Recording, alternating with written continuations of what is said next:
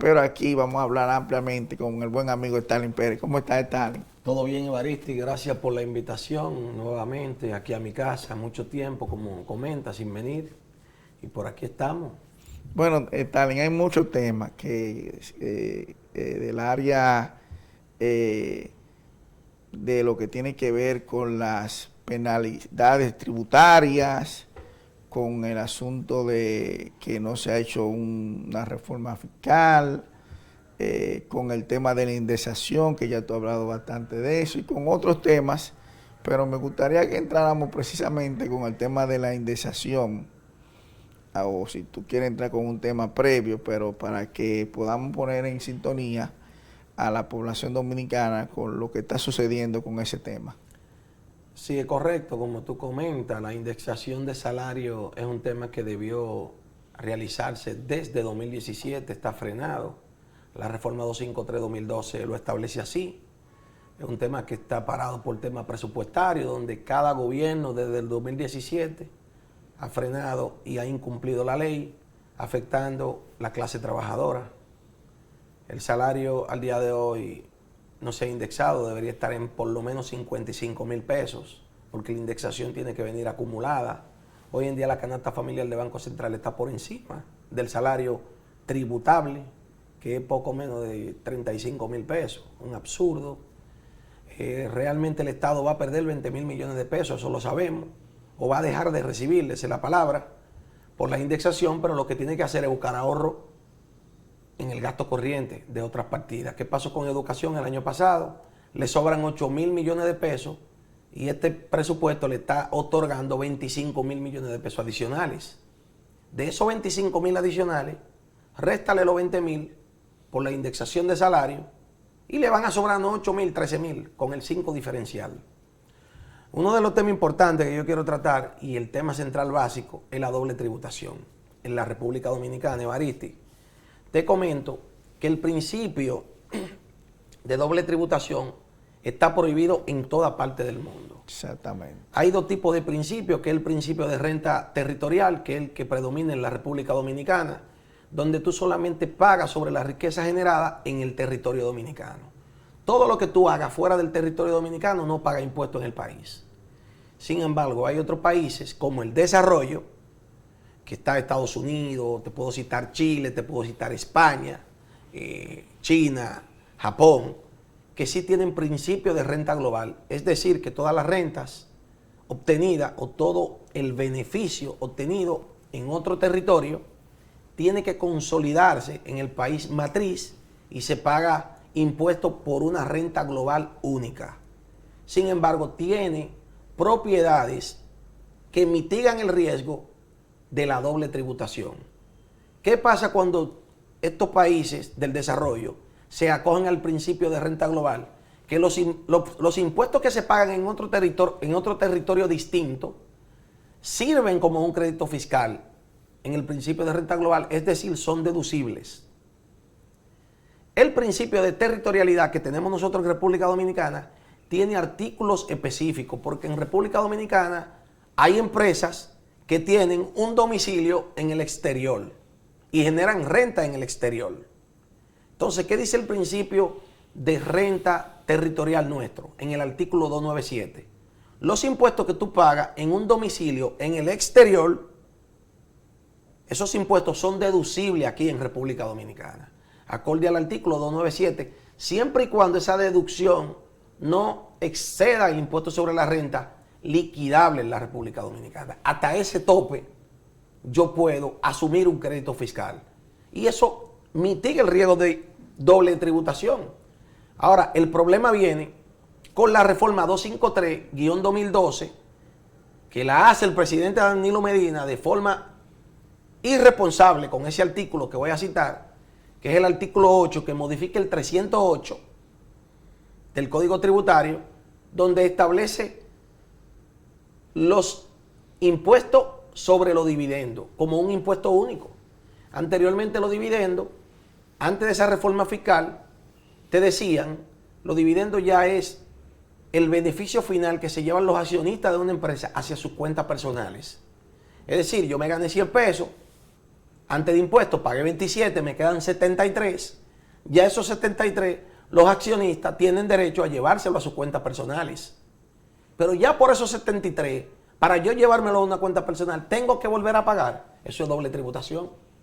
Pero tú dices que Eso es doble tributación. que el presidente Medina fue que mandó al Congreso esa ley. La mandó y se establece en su gobierno. Ahora, no, porque una cosa es que se haga en el gobierno de él y lo haga en su Congreso, como él pidió, y otra cosa es que el Poder Ejecutivo lo pida, porque ahí sí se ve que fue una intención directa del presidente. Sí, fue una intención de él, porque en ese entonces ellos tenían ingresos muy por debajo del gasto corriente y requería el país una reforma, como se requiere ahora. Ahora, ¿qué está haciendo este gobierno en pro de evitar una reforma? Está provocando mejor en el recaudo fiscal y cerrando la brecha de elevación. Por eso los comprobantes electrónicos. Es probable que el próximo año los ingresos tributarios se disparen de forma exponencial y no haya necesidad de una reforma. Eso es lo que se tiene que buscar. Ahora, ¿qué pasó con este artículo 8 que modifica el 308 del Código Tributario, que cambia la modalidad? Anteriormente, la ley te decía, ya tú te ganaste los 73 pesos que cité, final, para llevártelo a tu cuenta, dame de ello un anticipo. Lo que tú pagabas sobre los dividendos te servía como un crédito fiscal, no era un gasto. Ahora no, ahora te dice que es un impuesto único, definitivo. Entonces eso conlleva a una doble tributación y eso está penalizado inclusive por la propia Constitución en su artículo 243, que establece 3 principios fundamentales: legalidad, justicia y razonabilidad. ¿Qué pasa con el principio de justicia que te dice que las cargas no pueden ser excesivas?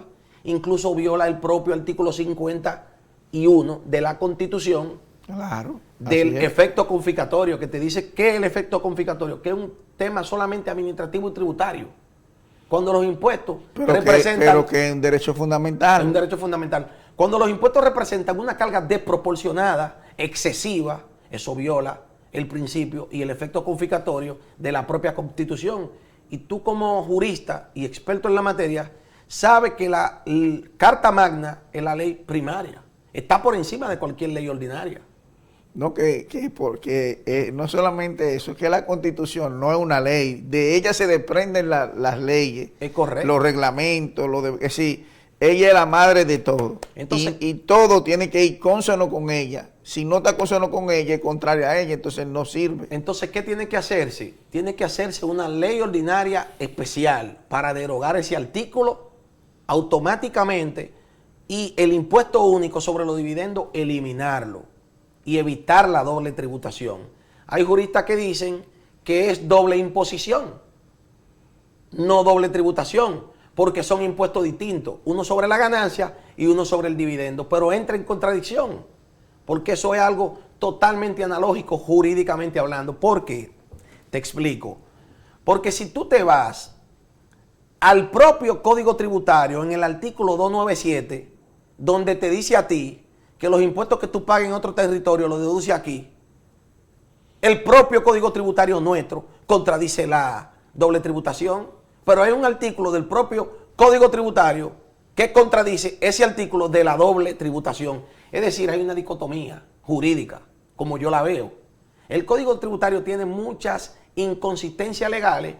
Lastimosamente, quienes participan en una reforma fiscal son abogados, son políticos, pero se requiere siempre experto tributario. Donde es que todas esas leyes tienen que, todas las leyes que partieron antes del 2010 y posterior, que tienen esas situaciones de debilidad, tienen que arreglarse.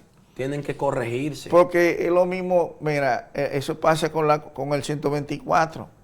El 124 le dice aquí, es en el único país del mundo que dice que el presidente electo, sin arrancar, sin ser sometido a juramentarse el 16, ya tiene que aspirar obligado en la próxima.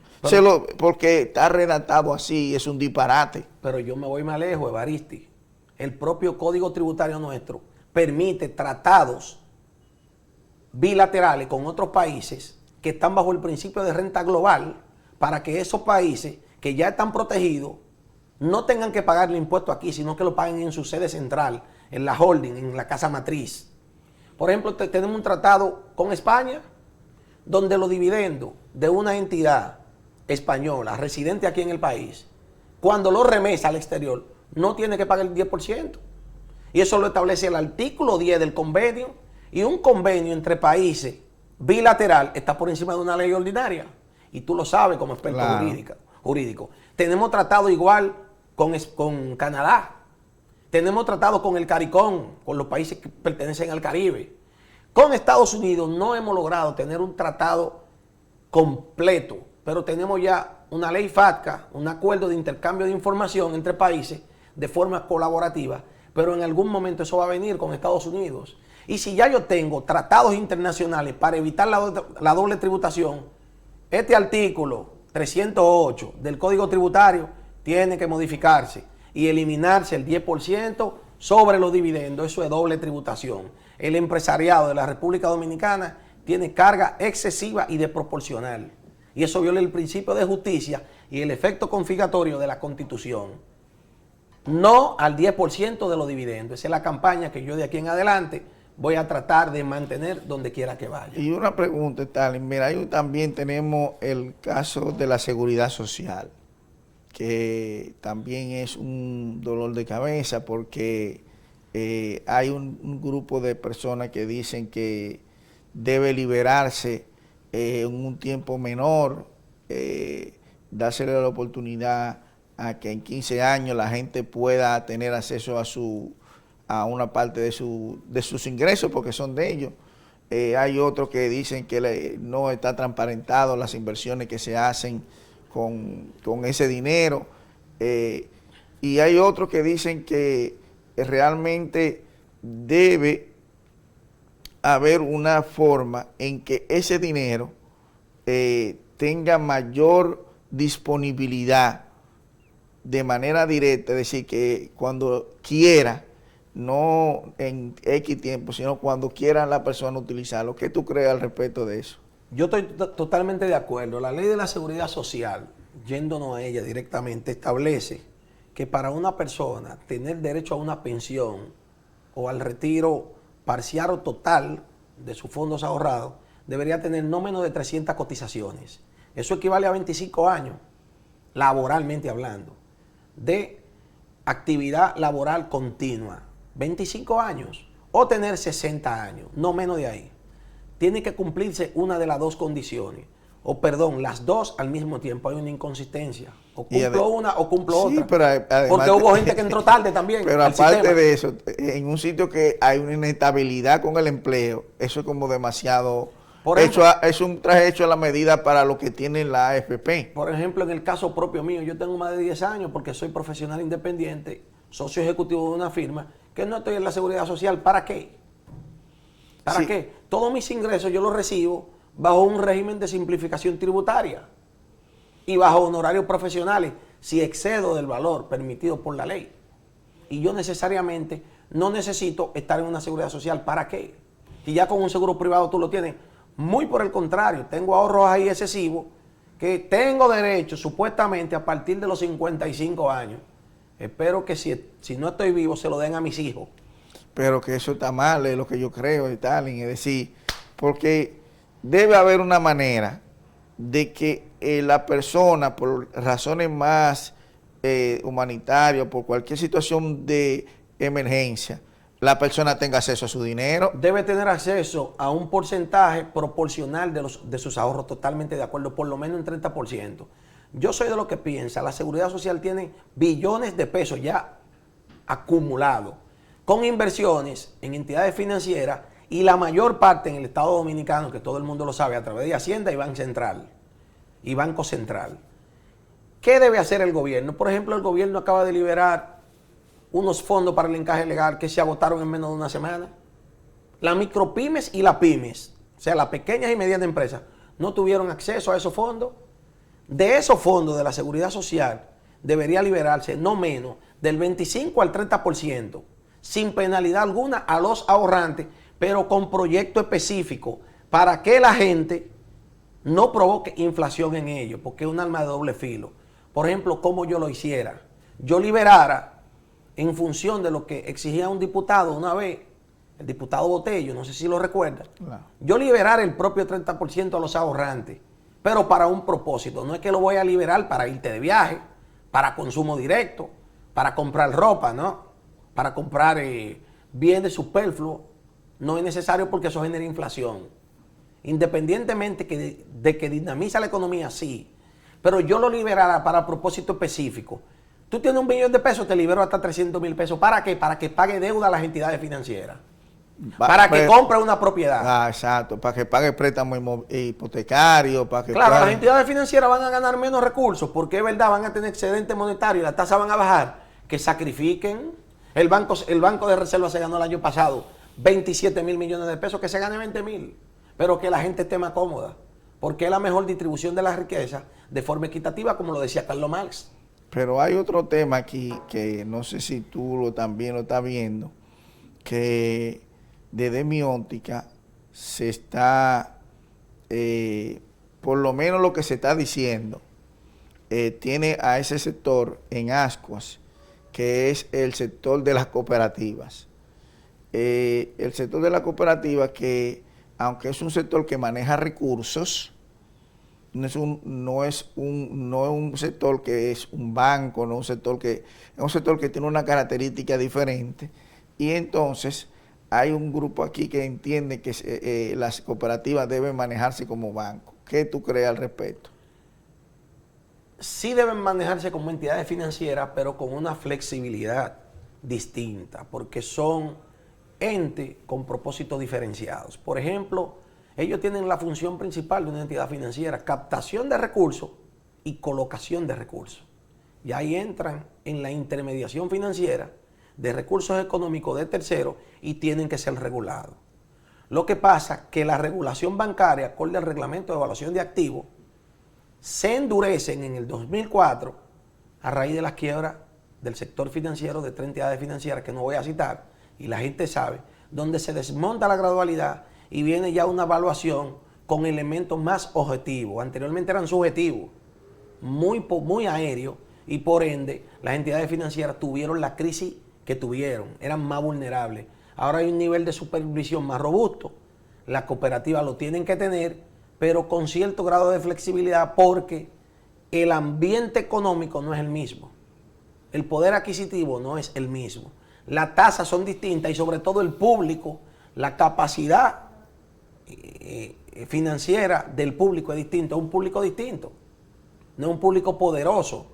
A las entidades financieras grandes, aquí va el empresariado directo, al cooperativismo va quien quiere emprender un negocio pequeño, un micropyme. O los trabajadores de una... O los propios trabajadores de una empresa, porque tienen una situación especial. Tienen que tener consideraciones de flexibilidad de tasas, de revisión o supervisión de parte de la superintendencia de banco, menos severas, de exigibilidad de garantías no tan robustas como en la parte financiera para la evaluación de una cartera crediticia, etcétera, etcétera, etcétera. Porque sí se tiene que, el tema hay que regularlo mejor que como está, porque sí. No es posible que una cooperativa la hayan quebrado, como Herrera, por ejemplo, a donde había gente que había metido una cantidad X de dinero y que esa cantidad X de dinero también tenga su cierto sesgo, porque tenemos una ley de lavado de activos.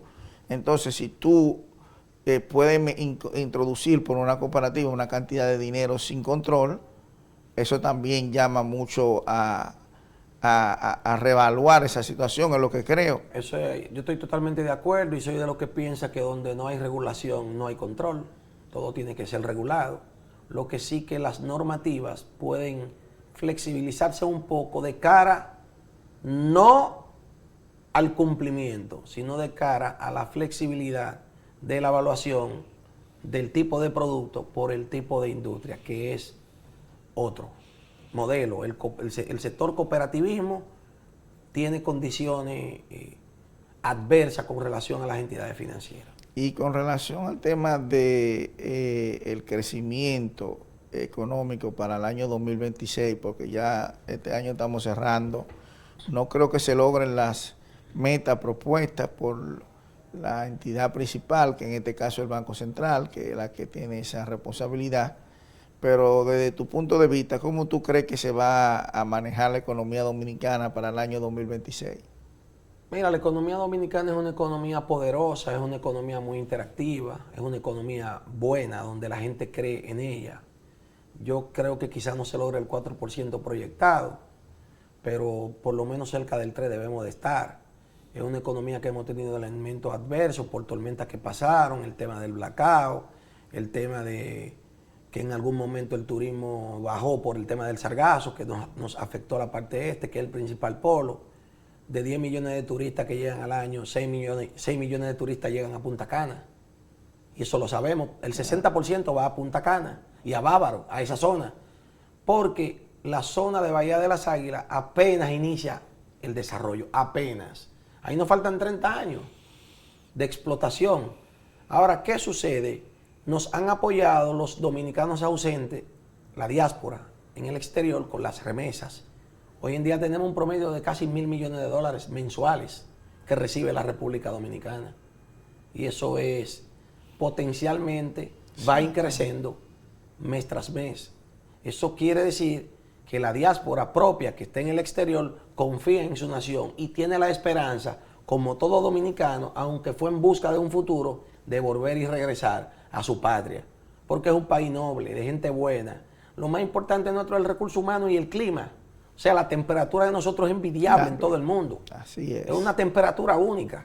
Tú te vas al desarrollo y tú tienes que durar 6 meses en un frío, encerrado. No, eso es como una pandemia. No, prácticamente son 9. Porque recuérdate que... Vamos a decir que hay 3 manejables, pero después... Pero ese frío ese frío es fuego. Ese frío es fuego. No, eso es una pandemia, eso es encerramiento total. Claro. Y para el trabajo como esquimales, con unos inmanejables. Tenemos un clima envidiable, pero sobre todo tenemos una comunidad en el exterior que confía en el país todavía. Yo creo en eso. Y tenemos turistas que quieren conocer nuestras playas. Se habla que tenemos de las mejores playas del mundo, tenemos que estar en el top 20. De las 20 mejores playas del mundo, tenemos que estar entre las 14, 15, 16. Tenemos que tener 2 o 3 playas que tienen que estar en el top 20. Sí, aquí a nivel global. Por lo menos hay, así es. Por lo menos Bahía de las Águilas tiene que estar en el top 20, obligatoriamente. Sí, en Samaná hay buenas playas extraordinarias. En La Terrena, en Nagua.